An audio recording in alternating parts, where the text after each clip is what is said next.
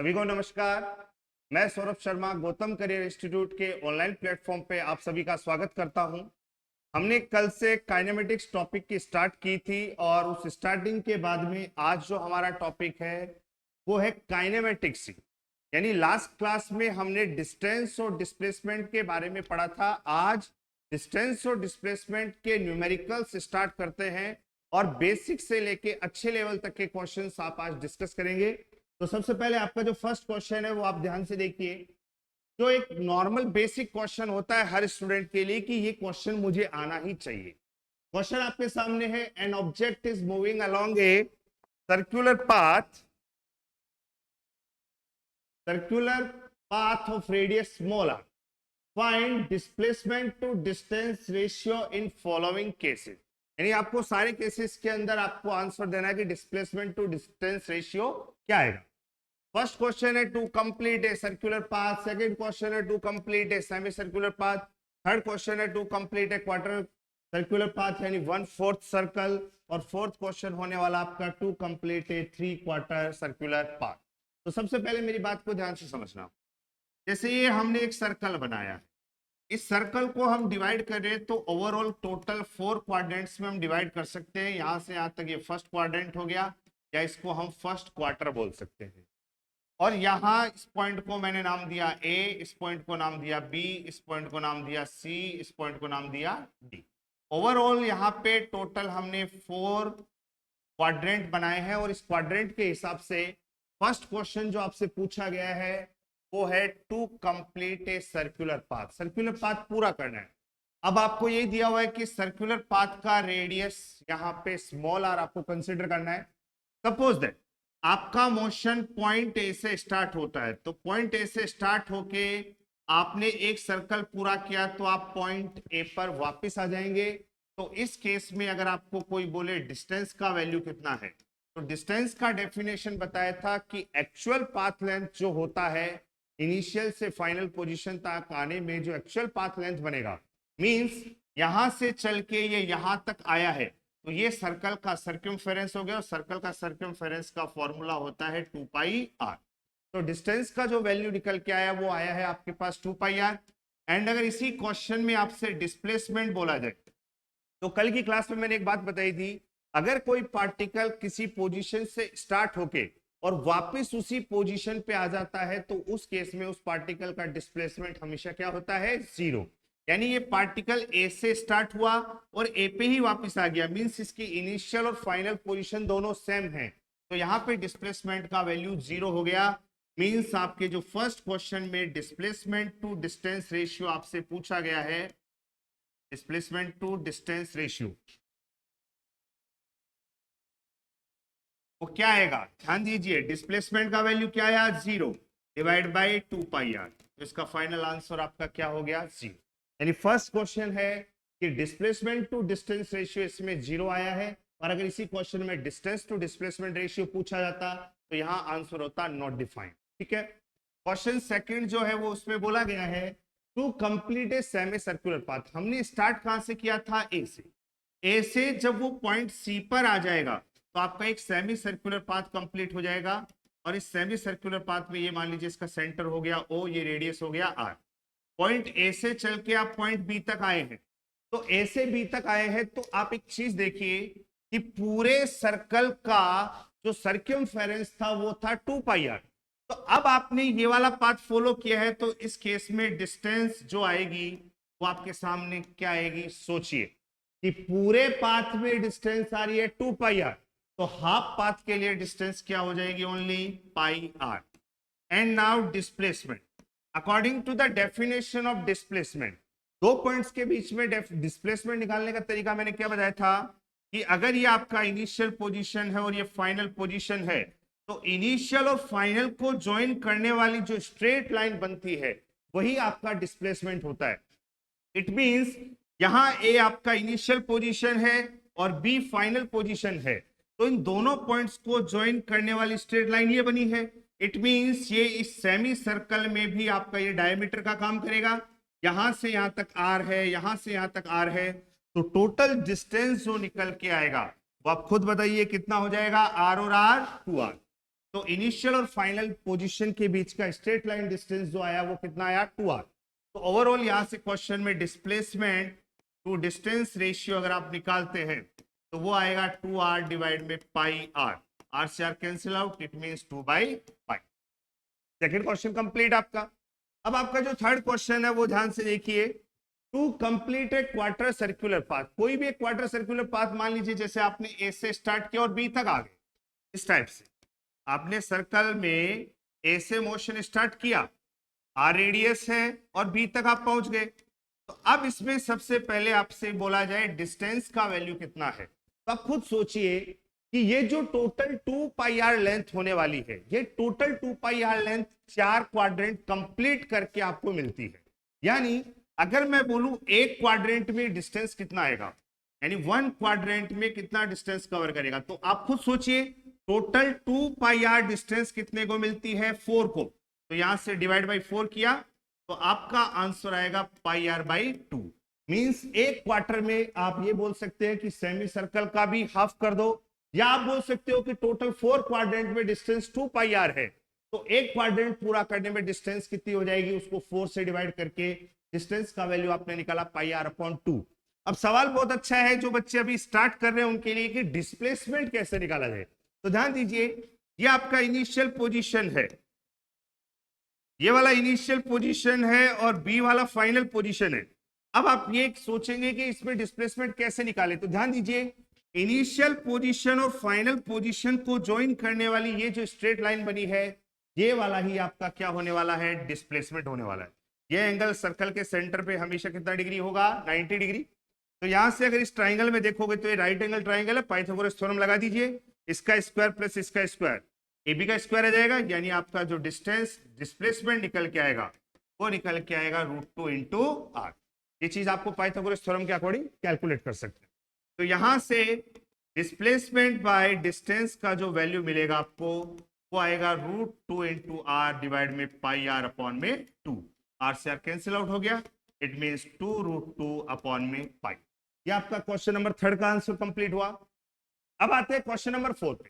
Question number 4 आपको बोला जा रहा है कि to complete a 3 quarter circular path, यानी 3 क्वार्टर पूरा करने का मतलब यानी आपका जो मोशन है वो इस टाइप से हो गया, यहां तक ये पार्टिकल पहुंच चुका है, यानी पॉइंट ए से स्टार्ट हुआ और ए से स्टार्ट होके पॉइंट कहां तक आ चुका है, ये डी तक आ चुका है।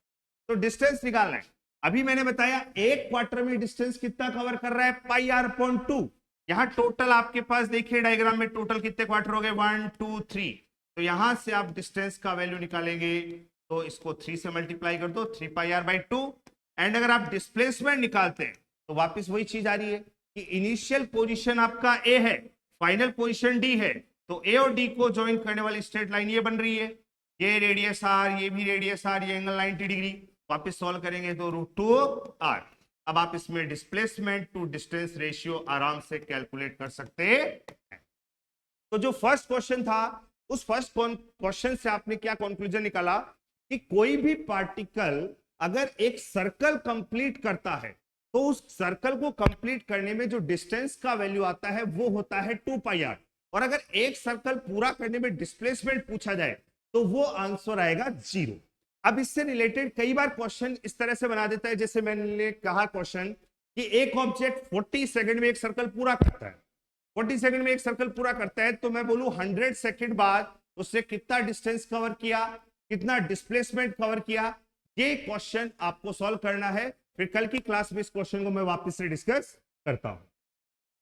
नेक्स्ट क्वेश्चन आपके सामने है, a person moves 30 meter north and then 20 meter towards east and finally 30√2 meter in southwest direction.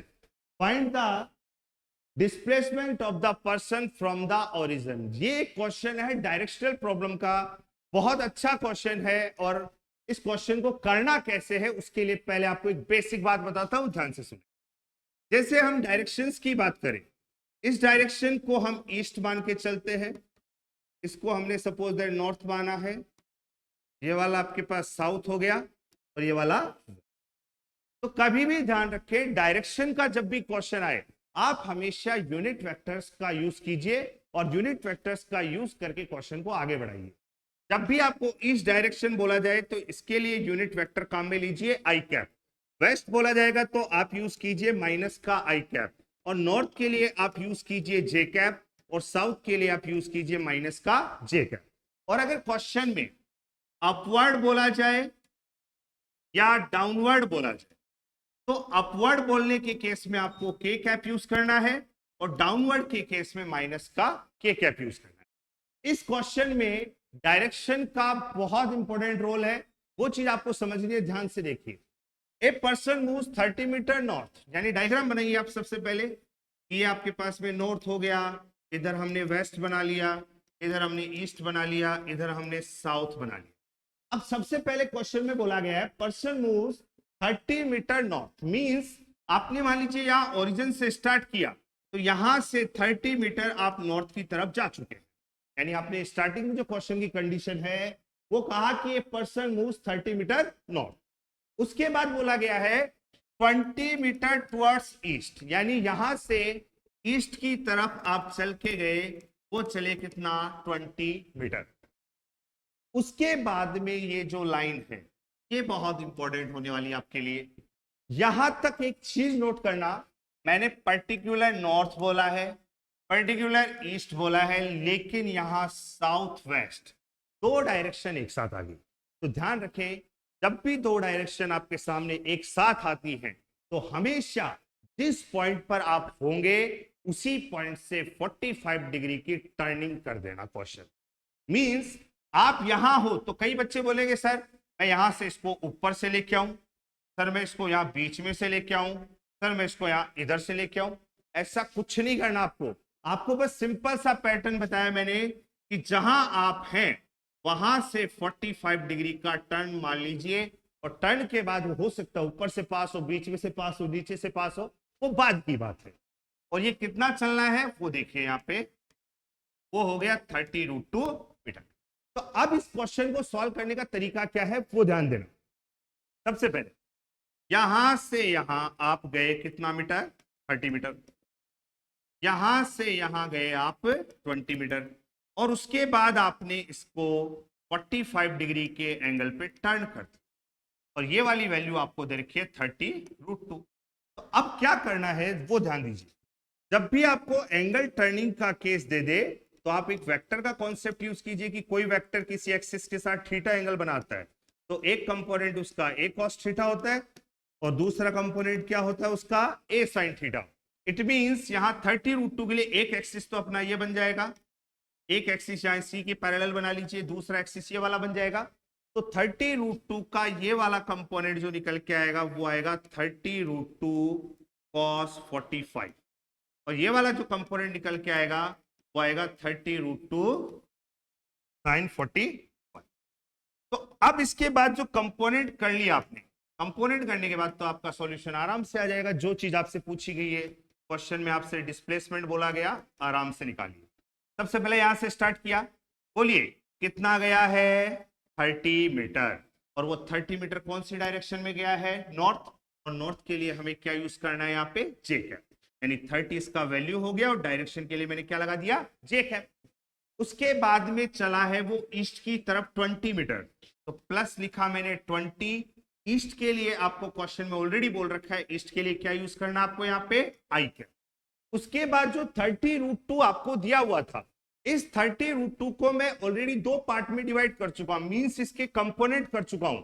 एक कंपोनेंट मेरा वेस्ट डायरेक्शन की तरफ आ रहा है, एक कंपोनेंट मेरा साउथ डायरेक्शन की तरफ आ रहा है। तो फर्स्ट वाले की वैल्यू देखिए आपके सामने है 30√2 इंटू cos 45। cos 45 का वैल्यू होता है 1/√2। अब ये वाली डायरेक्शन आप कंपोनेंट करने के बाद देख रहे हैं कौन सी डायरेक्शन है, ये वेस्ट, और वेस्ट के लिए क्या लगाना है आपको माइनस का आई कैप, प्लस दूसरा वाला कंपोनेंट ये वाला है, इसको भी लिखिए 30√2 इंटू 1/√2। अब ये वाला साउथ डायरेक्शन, तो साउथ डायरेक्शन के लिए आप क्या यूज करेंगे माइनस का जे। कैलकुलेशन आपके सामने, √2 से √2 गया, वाले √2 से ये √2 गया, तो आप देखिए 30j plus 20i plus 30 minus का i और प्लस 30 माइनस का j। तो आप देखिए 30j प्लस का है, 30j माइनस का है, ये दोनों कैंसिल आउट हो गए। 20i प्लस का है और 30i माइनस का है, का मतलब वैल्यू आई है 10 और यहाँ पे क्या बचेगा माइनस का आई कैप। इट मींस आपका जो फाइनल आंसर होने वाला है वो कितना मीटर डिस्प्लेसमेंट होने वाला है 10 मीटर। लेकिन यहाँ माइनस का आई कैप इंडिकेट कर रहा है, माइनस आई कैप का मतलब कौन सी डायरेक्शन है ये वेस्ट, यानी 10 मीटर वेस्ट आपका डिस्प्लेसमेंट होगा। अगर इसी क्वेश्चन में आपसे डिस्टेंस पूछा जाता तो नो डाउट आप आंसर दे सकते हो, जो जो वैल्यूज आपको दे रखे हो सबको ऐड कर दो, जैसे 30 है प्लस 20 है 50 plus 30 root 2, that will be your answer for the distance. Now we will discuss next question. Next question आपके सामने है, the displacement of the point of the wheel initially in contact with the ground when the wheel rolls forward half a revolution will be। इसमें एक चीज और ध्यान रखना, हम यहां पे कंसीडर करते हैं विदाउट स्लिपिंग। अगर स्लिपिंग कंसीडर कर लोगे तो ये क्वेश्चन आपका रोटेशनल का हो जाएगा, रोटेशनल डायनेमिक्स के अकॉर्डिंग इस क्वेश्चन का आंसर अलग आने वाला है। तो यहां पे इस चीज के बारे में डिस्कस नहीं करेंगे, जब हम रोटेशनल डायनेमिक्स पढ़ेंगे तब हम आपको बताएंगे कि व्हील वगैरह अगर रोल कर रहा है स्लिपिंग के साथ में तो उस केस में हाफ रिवॉल्यूशन में और पूरे कंप्लीट रिवॉल्यूशन में डिस्टेंस डिस्प्लेसमेंट क्या आएंगे। यहां आपका क्वेश्चन आपके सामने है कि suppose that the displacement of the point of the wheel initially in contact with the ground. मान लीजिए ये व्हील है, ये व्हील है और इस व्हील के साथ में इस डायग्राम को और अच्छे से बनाते हैं, साफ सुथरा बनाते हैं।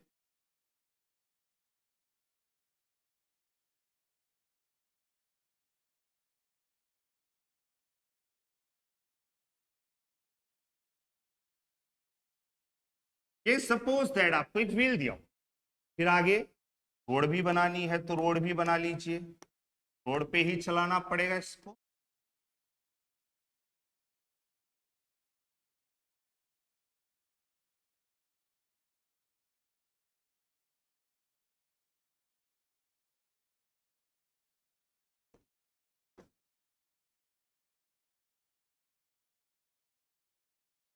ये आपका रोड हमने बना दिया है, गलती से ये बन चुका है वो हटाना पड़ेगा।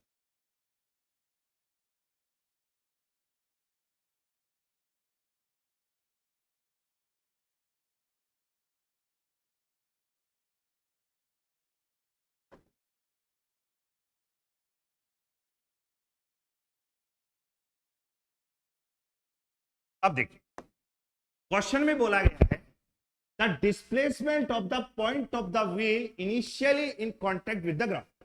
मान लीजिए स्टार्टिंग में ये वाला पॉइंट ग्राउंड के कांटेक्ट में था, कांटेक्ट विद द मीन मान लीजिए व्हील है, ये वाला पॉइंट इसके ग्राउंड के साथ कांटेक्ट में। अब व्हील रोल कर रहा है, ये रोल करके जाएगा, तो क्वेश्चन में बोला है व्हील रोल्स फॉरवर्ड हाफ ए रिवॉल्यूशन, मतलब आधा रिवॉल्यूशन हो जाएगा। तो ये पी पॉइंट यहां पर पहुंच जाएगा, कुछ ये पी पॉइंट यहां से वहां पर पहुंच गया और इस पॉइंट को अब अपन ने नया पॉइंट नाम दे दिया पी पी डैश।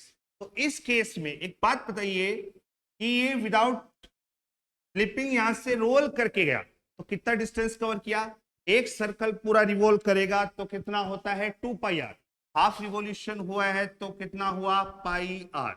और आपको क्वेश्चन में बोला गया है इसका जो रेडियस है वो कितना है R, radius of the wheel is capital R. अब आपको करना क्या है, डिस्प्लेसमेंट निकालना है। डिस्प्लेसमेंट की डेफिनेशन क्या कहती है, जो इनिशियल पोजीशन है उसको फाइनल पोजीशन से ज्वाइन कर दो, ज्वाइन करने के बाद जो वैल्यू आएगी वही आपका डिस्प्लेसमेंट होगा।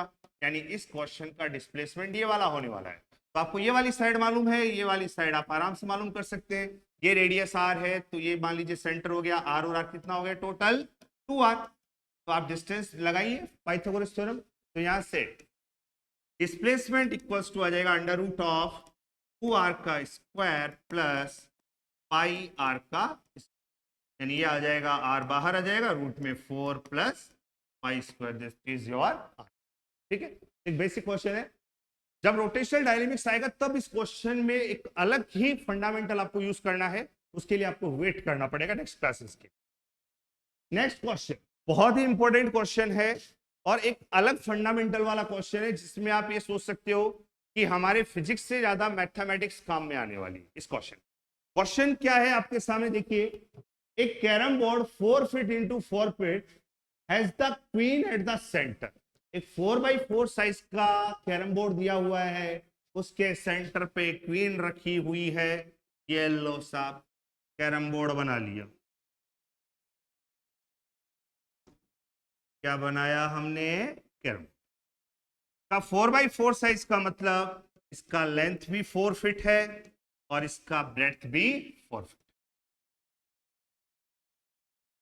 अब अगर डायमेंशंस के हिसाब से मैं इसका सेंटर ड्रॉ करूं तो इस तरह से मैं मान सकता हूं कि यहां पे एक सेंटर है और यहां पे क्या रखी हुई है? क्वीन रखी हुई। इस पॉइंट को मैंने नाम दिया। ठीक है, आगे बढ़िए। The queen hit by the striker. अब स्ट्राइकर लेके क्वीन को मारना है। क्वीन को मारेंगे, इधर से मारेंगे तो क्वीन ऐसे गई, ऐसे जाके इधर आएगी, ऐसे मारेंगे ऐसे जाके ऐसे आएगी। यही क्वेश्चन में बोला गया। Striker moves to the front edge, मतलब जब हम स्ट्राइकर से क्वीन को मारते हैं तो ये फ्रंट एज की तरफ जाएगी, वहां से रिबाउंड करेगी। रिबाउंड का मतलब आपको पता होना चाहिए, लाइट में एक फिनोमिना होता है बाउंसिंग बैक। वो बाउंसिंग बैक का मतलब है रिबाउंड होना। And goes in the hole behind the striking line. Means यहां मान लीजिए आप स्ट्राइकिंग लाइन मान रहे हो, यहां से मैंने इसको स्ट्राइक किया, यहां से स्ट्राइकर से मारा, क्वीन यहां पे जाके स्ट्राइक की और स्ट्राइक करके इस वाले होल में आ गई। क्लियर है मेरी बात? अगर इधर से मार के जा रहे हो तो, अगर इधर से मारोगे तो ये इधर से स्ट्राइक करेगी, इधर आ जाएगी। इस पॉइंट को आपने नाम दिया ए, इस पॉइंट को क्या नाम दिया आपने? चलो आगे की कहानी भी समझते हैं। क्वेश्चन में जो जो पूछा गया वो देखिए। ये पूछा गया magnitude of displacement of queen from the centre to the frontage. Means ये सेंटर है, इस सेंटर से फ्रंटेज का डिस्प्लेसमेंट ये वाला, यानी आपको एक तो क्वेश्चन में OA का वैल्यू निकालना है, का वैल्यू निकालना है OA। दूसरा from the frontage to the hole, ये फ्रंटेज है, यहां होल है, यानी आपको A से P का डिस्टेंस निकालना है। और तीसरा क्वेश्चन जो है वो आपका है from the centre to the hole. Centre to the hole का मतलब आपको O से P का डिस्टेंस भी निकालना।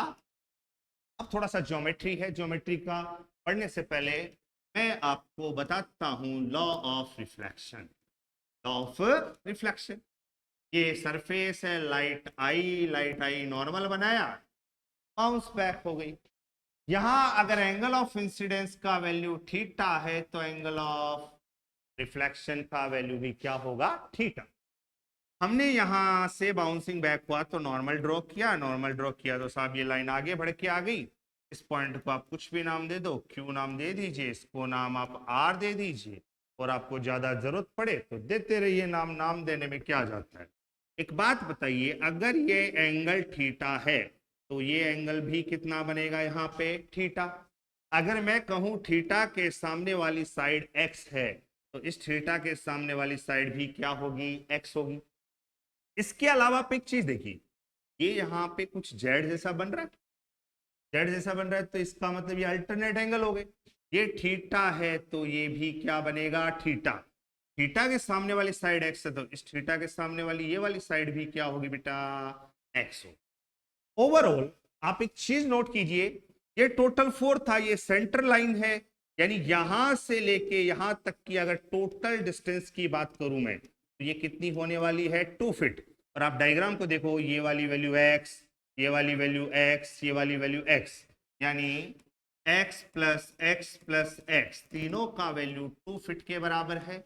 इसका मतलब x का वैल्यू आ जाएगा यहां से 2/3 फीट। x का वैल्यू आपने निकाल लिया। अब क्वेश्चन में कोई दिक्कत नहीं है। फर्स्ट क्वेश्चन जब आपको OA पूछा गया, क्या पूछा गया है? OA। OA आप देखिए, ये वाला राइट एंगल ट्राइंगल बन रहा है, कौन सा? ये वाला। इसमें आप खुद देखिए, ये वाला वैल्यू कितना है आपका? x, ये आपका राइट एंगल हो गया 90 डिग्री। ये वाली वैल्यू बताओ कितनी है? टोटल 4 है तो ये कितना हो जाएगा? 2 फीट। और ये वाला वैल्यू आपको निकालना है, ये O है, ये A है, राइट एंगल ट्राइंगल है, हाइपोटेनस आपको निकालना है अंडर रूट इसका स्क्वायर 2 का स्क्वायर प्लस x का स्क्वायर, x का वैल्यू आपके सामने है 2/3 का स्क्वायर। सॉल्व करके आप कैलकुलेशन कर सकते हैं। ठीक है। सेकंड क्वेश्चन जो बोला गया है वो आपको निकालना है AP। क्या निकालना है? AP। AP कैसे निकालेंगे? देखिए, बड़ा वाला एक ट्राइंगल दिख रहा है आपको, बहुत बड़ा वाला, बहुत बड़ा वाला है, इसका मतलब यहां से यहां तक का तो x हो गया, तो बाकी जो बचेगा वो कितना हुआ बताइए, यहां से 2x, और ये वाली साइड कितनी है टोटल यहाँ पे 4 फीट। ये वाला हाइपोटेनस निकालना है, यानी वापस under root AP equals to under root 2x, यानी 2 इंटू 2/3 का होल स्क्वायर प्लस ये वाली साइड है 4, 4 का स्क्वायर 16, सॉल्व करोगे जो अब आपका answer. Last and final question जो तो हर बच्चा अगर बचपन में भी पढ़ा है तो भी बता देगा। ये आपका ट्राइंगल बन रहा है, यहां से यहां तक 2 फीट है, यहां से यहां तक भी 2 फीट है, तो इसका सॉल्यूशन आप आराम से निकाल सकते हैं under root 4 plus 4 under root 2 into 4 two root 2 feet. तो आपके तीनों क्वेश्चन थे, तीनों क्वेश्चंस में आपने क्या सीखा, फिजिक्स तो कहीं काम ही नहीं है, फिजिक्स में तो बस एक छोटी सी बात बताई, लॉ ऑफ रिफ्लेक्शन, इसी का यूज करें। चाहो तो आप इसमें अलग कॉन्सेप्ट भी यूज कर सकते हो, एक्स ना मान के आप इसमें थीटा का मतलब टेन थीटा का वैल्यू निकाल के भी सॉल्व कर सकते हैं कॉमन साइड बना के, वो आपका अलग मेथड हो सकता। नेक्स्ट क्वेश्चन है, a particle moves on a circular path of radius capital R। एक पार्टिकल जो है एक सर्कुलर पाथ में मूव कर रहा है R रेडियस के पाथ के ऊपर, सॉरी R रेडियस का एक सर्कल है, उसी सर्कुलर पाथ पे पार्टिकल मूव कर रहा है। आपको बोला गया है डिस्प्लेसमेंट निकालिए during an interval when it covers an angle theta, यानी जब वो पार्टिकल चलते चलते थीटा एंगल कंप्लीट करता है तो उसका डिस्प्लेसमेंट कितना होगा। सपोज दैट ये एक सर्कुलर पाथ है, इस सर्कुलर पाथ में पार्टिकल यहां से O से स्टार्ट था, स्टार्टिंग में O से मान लीजिए किस पोजीशन पे था A पे, और कुछ टाइम बाद ये पार्टिकल पहुंच गया B पे, और ये सेंटर के ऊपर सपोज दैट कितना एंगल चल के आ गया थीटा, सर्कल पे कितना एंगल चल गया थीटा एंगल चल गया। कोई बात नहीं, सर्कुलर पाथ का रेडियस आपको R दिया हुआ है। अगर इसी क्वेश्चन में आपसे डिस्टेंस पूछा, क्या पूछा जाता, डिस्टेंस, डिस्टेंस का आंसर तो बच्चे बहुत जल्दी दे देते, ये रेडियस ये रेडियस ये एंगल, ये बन गई आर्क, आर्क बराबर तो क्या होता है फॉर्मूला, रेडियस इनटू एंगल, यानी रेडियस हो गया आर, एंगल हो गया थीटा। तो डिस्टेंस पूछा जाता तो हर बच्चा इसका आंसर दे देता, लेकिन डिस्प्लेसमेंट का मतलब है आपको ए से बी तक ज्वाइन करने वाली ये वाली लाइन निकाल, चलो निकालते हैं। बहुत अच्छा क्वेश्चन आपके लिए है, आपको एक डायग्राम अलग से बना के दे देते हैं हम। ये O है, ये पॉइंट A है, O से A तक ज्वाइन करने वाला ये जो OA वेक्टर है, ये है आपका इनिशियल पोजीशन वेक्टर या इनिशियल पोजीशन वेक्टर। O से B तक जो ज्वाइन करेगा वो होगा OB वेक्टर, ये होगा आपका फाइनल पोजीशन वेक्टर, और A से B तक जो होगा ये AB वेक्टर, ये होगा आपका डिस्प्लेसमेंट वेक्टर। अब अगर आपने ट्राइंगल रूल पढ़ा है तो क्या पढ़ा है कि दो वेक्टर जो अल्टरनेट हो, तीसरा वेक्टर अपोजिट में हो, तो जो अल्टरनेट हैं उनको ऐड कर दो, जो अपोजिट है वो उनका रिजल्टेंट बन जाएगा। यानी ए वेक्टर और बी वेक्टर अल्टरनेट हैं, अगर इनके अपोजिट में एक अपोजिट ऑर्डर में थर्ड वेक्टर ले लेंगे तो यहाँ आर वेक्टर का वैल्यू मिलेगा आपको ए वेक्टर प्लस बी वेक्टर। अब आप इस डायग्राम को अच्छे से समझिए, ये दोनों के बीच का एंगल दिया हुआ था आपको थीटा, यहां वाला एंगल कितना दिया हुआ आपको थीटा। तो आप खुद सोचिए यहां इस डायग्राम के अंदर अल्टरनेट वेक्टर कौन कौन है। तो डायग्राम में अगर आप वेक्टर रूल लगाते हो, वेक्टर एडिशन रूल, तो वेक्टर एडिशन रूल के अकॉर्डिंग फर्स्ट वेक्टर आपका है ओए वेक्टर प्लस सेकंड वेक्टर है आपका ए बी वेक्टर, इन दोनों का सम रिजल्टेंट ओबी वेक्टर के इक्वल होगा। लेकिन हमें ओबी वेक्टर नहीं चाहिए, हमें क्या चाहिए, ए बी वेक्टर। तो A B vector equals to आया OB vector minus A vector. इसका मतलब ये हुआ कि आपको यहां दो वेक्टर्स का सब्ट्रैक्शन निकालना पड़ेगा, और आपको थोड़ा सा फिर रिकॉल किया जाएगा। अगर आपको R vector equals to A vector minus B vector दिया हुआ है तो यहाँ आर का जो वैल्यू आता है वो होता है under root of A square plus B square minus का 2ab cos theta. Here theta is the angle between A vector and B vector. इसका मतलब आप अगर कहें ए बी का वैल्यू निकालेंगे तो अंडर रूट सबसे पहले क्या लिखेंगे ओ बी का स्क्वायर प्लस लिखेंगे ओ ए का square minus twice of O B into O A into cos theta. अब ज्यादा कैलकुलेशन वाला फंडामेंटल आपके पास नहीं है।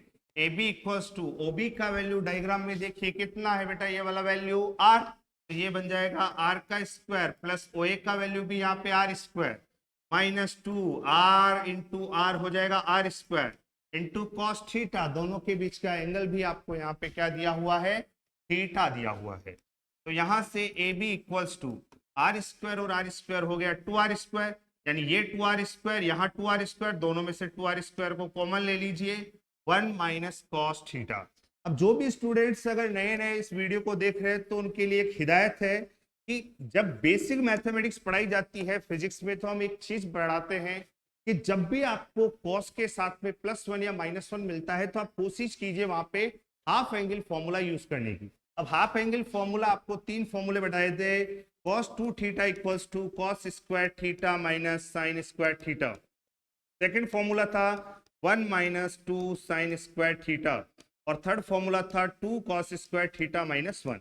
यानी +1 और -1 आए तो इन दोनों फॉर्मूलाज का आपको यूज करना पड़ सकता है और उसी हिसाब से यूज कीजिए कि जो +1 है या वहां पे -1 है उसको हम इनमें से कौन सा फॉर्मूला पुट करें ताकि वो टर्म वहां से एलिमिनेट हो जाए।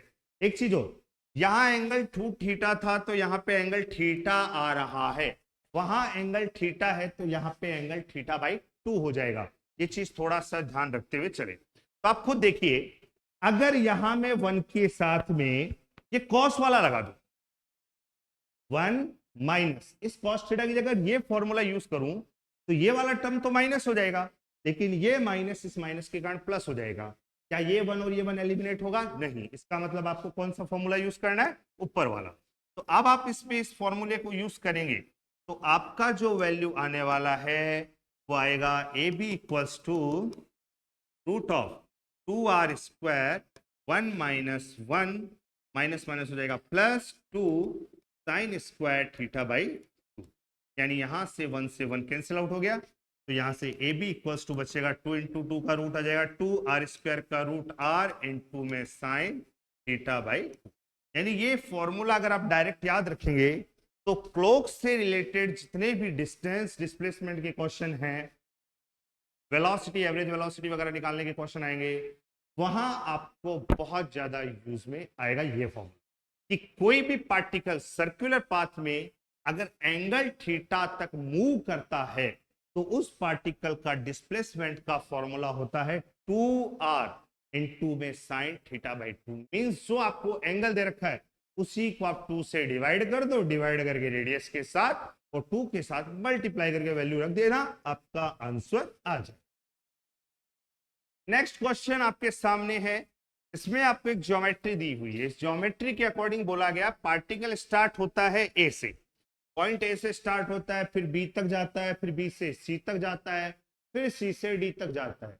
क्वेश्चन में पूछा है डिस्प्लेसमेंट बताओ, displacement from position A to D. तो एक सिंपल सी बात है, ए से डी का मतलब ये इनिशियल पोजीशन है इसका,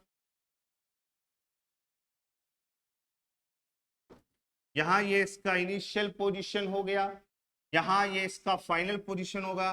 यानी इसके अकॉर्डिंग ये ज्वाइन करने वाली जो स्ट्रेट लाइन बनेगी वही आपका आंसर होने वाला है। उसी के हिसाब से आप ज्वाइन कीजिएगा, ये ज्वाइन कहां पर हो जाएगा। तो सबसे पहले देखते हैं इस डायग्राम की जो कंडीशन हमारे को दी हुई है। तो सबसे पहले हमारे पास ये वाली लाइन दी, ये वाली लाइन दी हुई है, उसके बाद हमें ये वाली लाइन दी हुई है। इस वाली लाइन को थोड़ा छोटा कर दो, ये वैल्यू भी कम है। ये वाली वैल्यू है यहाँ पे 3 मीटर, ये वाली वैल्यू है यहाँ पे 4 मीटर, तो ये वाली वैल्यू है 37 डिग्री एंगल के ऊपर 5 मीटर, 5 मीटर और ये एंगल है 37 डिग्री। आपको डिस्प्लेसमेंट बताना है ए से लेके डी तक का। तो डिस्प्लेसमेंट निकालना है, बहुत आसान है। यानी आपको एक तो ये वाली लाइन मालूम पड़नी चाहिए, ये वाली डिस्टेंस कितनी है, और इसको जब आप ज्वाइन करेंगे तो ये वाली लाइन आपकी निकल के आ जाएगी, कोई बड़ा इश्यू नहीं है उसके लिए। तो सबसे पहला काम आपको ये वाली पूरी साइड मालूम होनी चाहिए, ये वाला बेस मालूम होना चाहिए। तो आप इस ट्राइंगल को थोड़ा सा अगर टारगेट करें तो इस टारगेट करने पे आपको खुद को पता लग जाएगा इस ट्राइंगल में कि ये एंगल आपके पास 37 डिग्री है। 37 है तो आपको पता होना चाहिए एक स्पेशल ट्राइंगल आपके लिए बनाया हुआ है। क्या है ट्राइंगल, देखिए ये है 37 डिग्री, 37 के सामने वाली साइड 3, ये हो गया 53 डिग्री, इसके सामने वाली साइड 4, और ये 90 डिग्री, इसके सामने वाली साइड हो गई 5। यानी आप ये देख सकते हैं साइन 37 इक्वल्स टू, यहाँ पे परपेंडिकुलर है 3, हाइपोटेनस है 5, और cos 37 का जो वैल्यू है वो आएगा 4/5। यानी आपको यहाँ तो डायरेक्ट ही मालूम है कि 37 के सामने वाली साइड यहाँ पे ये हो जाएगा 3 मीटर, ये वाला साइड हो जाएगा आपका 4 मीटर। तो अब आप खुद देखिए कि यहाँ से यहाँ तक की वैल्यू है 3 मीटर, कितना मीटर है ये वाला 3 मीटर, और यहाँ से यहाँ तक की ये वैल्यू है 4 मीटर, और ये वाली वैल्यू भी आपको कितना दिया हुआ है 4 मीटर। तो ये 4 मीटर है तो ये भी कितना हो जाएगा आपका 4 मीटर, और ये वाला 4 मीटर है तो ये वाला भी हो जाएगा आपका 4 मीटर। तो आप ओवरऑल देखेंगे तो यहाँ से यहाँ तक की डिस्टेंस बन गई आपकी टोटल 7 मीटर, और यहाँ से यहाँ तक की डिस्टेंस भी कितनी बन गई 7 मीटर। यानी आपको ये वाली साइड निकालनी है तो बहुत इजी सा डायग्राम बन गया आपके पास में, ये 7 मीटर, ये 7 मीटर, तो ये वाली साइड आप आराम से फाइंड आउट कर सकते हैं। कैसे निकालेंगे, of 49 plus root of 49 means 98, को सॉल्व करने के बाद जो आएगा वो आपका आंसर। ठीक है, नेक्स्ट क्वेश्चन की तरफ बढ़ते हैं।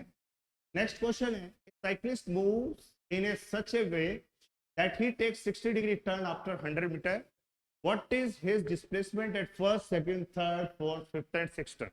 पहले तो इसका डायग्राम बनाने की कोशिश कीजिए। जैसे यहां से मान लीजिए 100 मीटर आया, 100 मीटर आया, तो 100 मीटर आने के बाद वो 60 डिग्री का टर्न ले लेता। यानी ये आ रहा था ऐसे, सीधा पाथ बनता इसका ऐसे, यानी यहां से 60 डिग्री टर्न लिया इसने, ये वाला 60 डिग्री का टर्न ले, फिर वापस यहां से इसको आगे जा रहा था, यहां से आगे जाना होता, लेकिन फिर यहां से ये 60 डिग्री का टर्न ले लेगा। कितना मीटर चलने के बाद, क्वेश्चन में बोला है हर बार कितना चलेगा वो 100 मीटर, ये भी 100 मीटर हो गया। फिर यहां से आगे जाने वाला था, फिर यहां से 60 डिग्री का टर्न ले लिया इसने। तो ऐसे 60 डिग्री का टर्न लेते लेते इसका जब पाथ अगर आप ड्रॉ करते हैं तो एक तरह से आपको लगेगा कि इसका पाथ एक हेक्सागोन बने, रेगुलर हेक्सागोन, एक रेगुलर हेक्सागोन बन गया। अब इस रेगुलर हेक्सागोन के अंदर जो जो चीजें आपसे पूछी गई है, डिस्टेंस पूछेगा तो आप आराम से कैलकुलेट कर लेंगे, लेकिन यहाँ डिस्प्लेसमेंट पूछा गया है तो उस चीज को थोड़ा सा ध्यान से समझे। ये पॉइंट हो गया एफ। सपोज दैट स्टार्ट कहां से किया गया है ए, तो ए से पहले बी तक जाना है, बी पे आते फर्स्ट टर्न मिल गया, फर्स्ट टर्न मिल गया और कितने एंगल पे मिला 60 डिग्री, और ये वाली डिस्टेंस आप एक बार मान लीजिए कितना है एक्स। फिर यहां से आगे जा रहे थे, ये वाला डिस्टेंस भी आगे बढ़ाया, ये वाला टर्न भी कितना डिग्री हुआ 60 डिग्री, ये वाली वैल्यू भी कितनी है एक्स। फिर यहां से इसको आगे बढ़ाया, ये एंगल हो गया 60 डिग्री, ये वाला वैल्यू भी हो गया एक्स। फिर यहां से इसको आगे बढ़ाया, ये वाला वैल्यू हो गया 60 डिग्री, ये वाला वैल्यू भी एक्स, ये वाला वैल्यू भी एक्स। इस तरह से ओवरऑल आपने डायग्राम देखी। अब बार बार एग्जाम में अगर आप कैलकुलेशन करेंगे, रेगुलर हेक्सागोन है, ऑक्टागन का क्वेश्चन भी आ सकता है, सॉल्व किया जाए कैसे। तो आप इसमें एक बार तो ये वाली वैल्यू निकालने की कोशिश कीजिए कि आप ये एडी का वैल्यू, सॉरी एसी का वैल्यू कैसे निकालें। तो इस ट्राइंगल में आप सिंपल वर्ड्स में देखें तो आपके पास में ये बन गया एसी, ये ए है और ये सी है, ये वाला साइड एक्स है, ये वाला साइड एक्स है, ये पूरा एंगल 60 है, तो ये बाकी का एंगल कितना बचेगा आपको खुद को पता है, ये एंगल कितना है 120। अब ये बात तो कंफर्म हो गई, ये एक्स है, ये एक्स है, ये वाली साइड आपको निकालनी है। आपने अगर कोसाइन फॉर्मूला पढ़ा हो तो कोसाइन फॉर्मूला यूज कीजिए। कोसाइन फॉर्मूले के अकॉर्डिंग कौन सी साइड निकालनी है आपको, एसी, तो यहां लिखिए एसी का स्क्वायर, और जो साइड आपको मालूम नहीं है उन दोनों का स्क्वायर करके लिखो जो मालूम है, कौन कौन सी साइड मालूम है आपको? जैसे ये वाली साइड मालूम है, ये वाली कितनी है x, तो इसका स्क्वायर, प्लस दूसरी वाली साइड क्या है x, तो x का स्क्वायर, फिर बीच में लगाइए माइनस, फिर लिखिए 2। जो दोनों साइड दे रखी है उन दोनों का प्रोडक्ट कीजिए अकॉर्डिंग टू कोसाइन फॉर्मूला, भी बता देता हूं क्या होता है वो भी देख लीजिए। जैसे ये एंगल है ए, ये एंगल है बी, ये एंगल है सी। अब आप इसमें एक चीज देखना, एंगल ए के जस्ट सामने वाली साइड क्या है, स्मॉल ए, एंगल बी के जस्ट सामने वाली side small b, angle C के जस्ट सामने स्मॉल सी। तो अगर आपने ए को चूज किया तो ए स्क्वायर इक्वल टू, जो बच रहे हैं वो लिखो, बी स्क्वायर प्लस सी स्क्वायर माइनस जो दोनों साइड बची हुई थी उन्हीं को मल्टीप्लाई कीजिए इनटू में कॉस, जो साइड आपने लिए उसी के अपोजिट एंगल को चूज कर लीजिए कॉस ए। तो ऐसे ही आप इसमें अगर बी को लेके चलते हैं तो बी स्क्वायर इक्वल टू आ जाएगा आपका सी स्क्वायर प्लस ए स्क्वायर माइनस का 2ac इनटू में आप पे आ जाएगा cos b। जो एंगल आप ले रहे हैं उसी के हिसाब से आपका आंसर आएगा। तो यहां से आगे लिखा मैंने cos थीटा, जो साइड आपने ली है ac, ac के सामने वाला एंगल यहाँ पे कितना डिग्री था, 120 डिग्री। इसको सॉल्व करेंगे तो आएगा x square plus x square minus 2x square, cos 120 का वैल्यू होता है बेटा माइनस का 1/2, 2 से 2 कैंसिल आउट हो गया, x square plus x square minus minus हो जाएगा प्लस एक्स स्क्वायर, यानी ओवरऑल ये वैल्यू कितनी आई 3x स्क्वायर। एसी स्क्वायर का वैल्यू 3x स्क्वायर है, तो जब आप एसी का वैल्यू निकालेंगे तो वो आएगा √3 इंटू एक्स, यानी ये वाली वैल्यू आपको मालूम पड़ चुकी है, ये आई है √3 इंटू एक्स। नेक्स्ट आपको निकालना है इसी के अंदर ए डी का वैल्यू, इसका वैल्यू निकालना आपको एडी का वैल्यू। तो आप खुद सोचिए, ये 120 डिग्री है तो ये तो 100% डिग्री, ये वाले एंगल कितने कितने होंगे 30-30, क्यों होंगे, ये x है ये x है, तो दोनों के अपोजिट एंगल भी क्या आएंगे इक्वल, यानी ये एंगल भी 30 ये एंगल भी 30। तो यहां से ये वाला एंगल 30 हटा दीजिए, टोटल एंगल 120 था, तो ये एंगल कितना बच गया आपका 90 डिग्री। 90 डिग्री बचा है, तो ये वाली साइड आपके पास में x है और ये वाली साइड आपके पास में √3x है, ये आपको हाइपोटेनस निकालना है। तो हाइपोटेनस निकालना आपके लिए कोई हार्ड टास्क नहीं है, निकाल सकते हैं। बोलिए कितना आएगा, हाइपोटेनस निकालोगे मींस आप अगर एडी निकालते हैं, एडी बराबर आ जाएगा अंडर रूट, इसका स्क्वायर कीजिए 3x स्क्वायर प्लस इसका स्क्वायर कीजिए x स्क्वायर, यानी अंडर रूट में आ जाएगा 4x स्क्वायर, यानी आपका जो आंसर आने वाला है वो कितना आने वाला है 2x, यानी ये वाली साइड आपके डायरेक्ट कितना आ जाएगी 2x। इसी के अलावा जब आप AE निकालेंगे तो ये AE निकालना भी आपके लिए कोई हार्ड टास्क नहीं है, क्योंकि इस ट्राइंगल में आप खुद देखिए, ये वाली वैल्यू आप निकाल चुके हैं 2x, ये वाली साइड आप निकाल चुके हैं x, ये वाली साइड आपको निकालनी है। तो आपके पास ये पता है कि ये राइट एंगल ट्राइंगल बन रहा है, ये x है ये 2x है, तो इसका वैल्यू वापस क्या आ जाएगा √3 इंटू। तो ओवरऑल जो सारी बातें आपको बताई, उस बातों को समझने के बाद आपका जो कंक्लूजन निकल रहा है वो क्या निकल रहा है, खुद सोचिए, भी आंसर आपके सामने आएगा कि हमने जो चीज पढ़ी उसी के हिसाब से हमने एक एक वैल्यू का जजमेंट किया है और फाइनल रिजल्ट हम अभी लिखने वाले हैं। तो हेक्सागन है जिसमें साइड आपकी x दे रखी है, ये वाली वैल्यू भी कितनी है, ये आपकी √3x।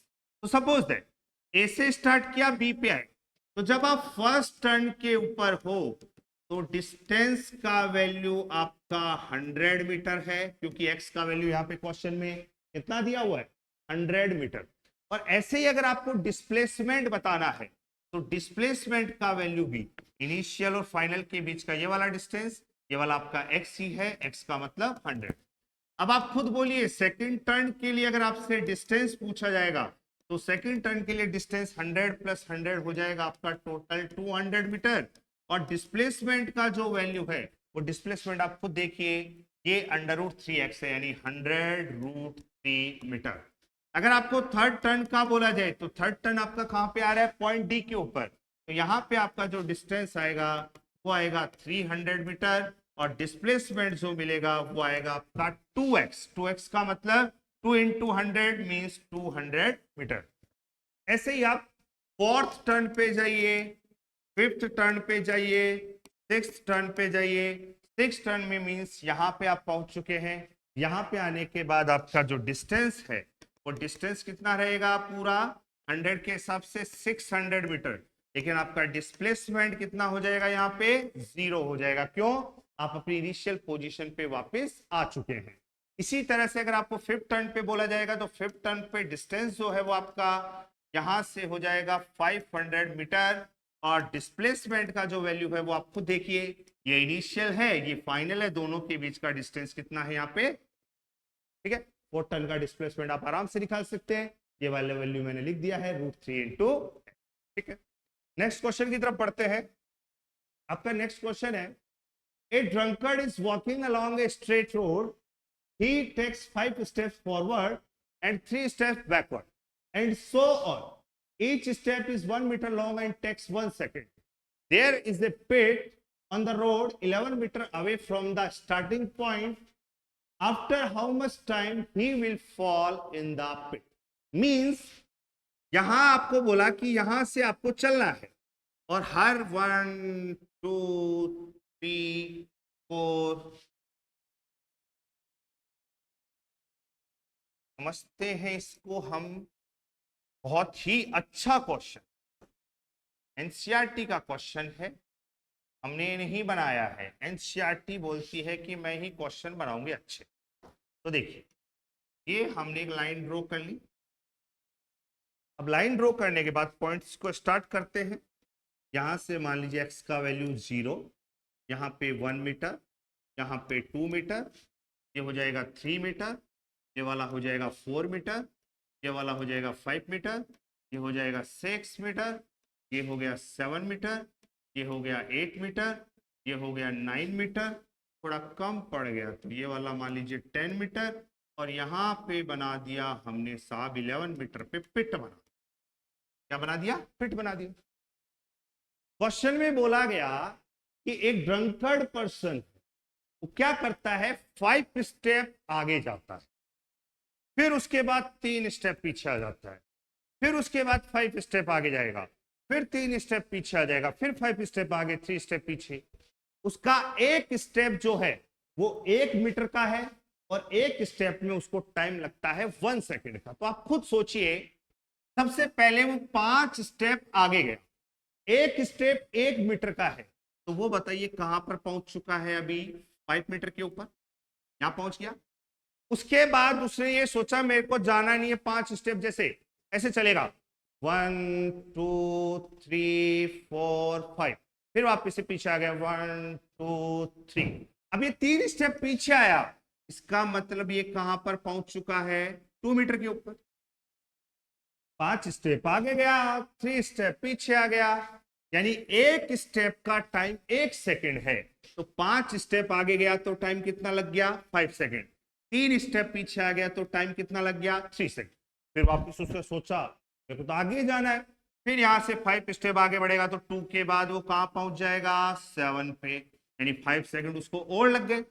फिर वहां जाने के बाद उसकी तो वही आदत, 5 आगे जाएगा 3 पीछे आएगा, तो 7 से फिर 3 स्टेप पीछे आएगा तो कितने मीटर पे पहुंच गया वो, 4 मीटर पे, यानी 3 सेकेंड उसने और खराब कर दिए।